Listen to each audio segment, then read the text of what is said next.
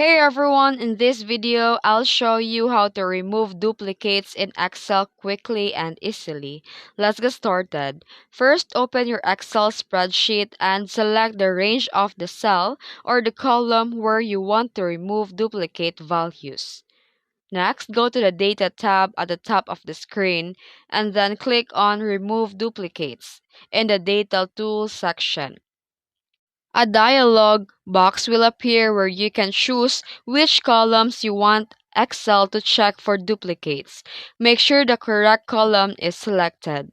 And after that, click OK and Excel will automatically remove the duplicate entries and keep only the unique values.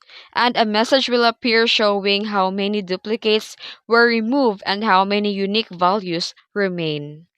And that's it. That's how you remove duplicates in Excel. If you found this video helpful, don't forget to like and subscribe for more tutorials. Thanks for watching.